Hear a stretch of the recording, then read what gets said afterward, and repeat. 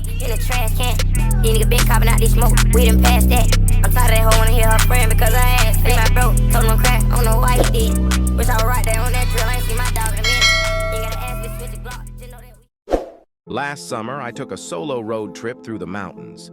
I wanted some time away from everything. Just me, my thoughts, and the open road. I was driving late one night when my car started sputtering and eventually died.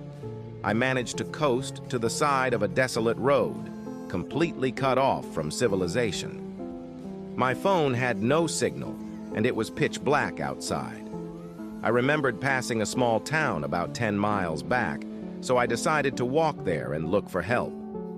After what felt like hours of walking, I finally saw a faint glow of lights ahead.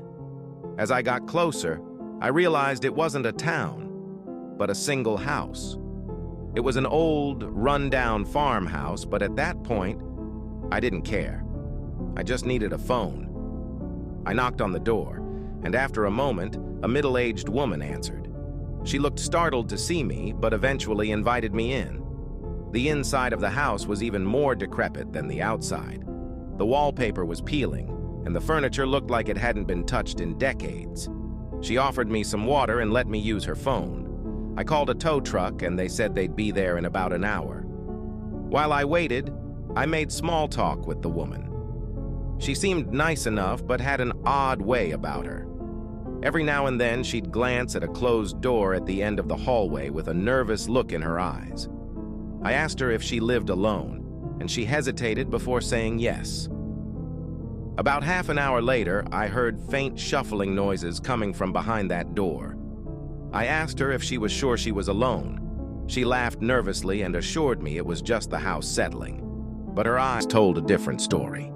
I decided to ignore it and just wait outside, but as I stood to leave, the door at the end of the hallway creaked open slightly. My heart raced as I saw a pair of eyes staring back at me from the darkness. The woman jumped up and quickly shut the door, muttering something about an old storage room. I was terrified, but tried to keep my cool. I thanked her for the water and told her I'd wait outside for the tow truck. She looked relieved as I left, almost as if she was glad to get rid of me. I stood outside in the cold for what felt like an eternity before the tow truck finally arrived. As I climbed into the truck, I glanced back at the house.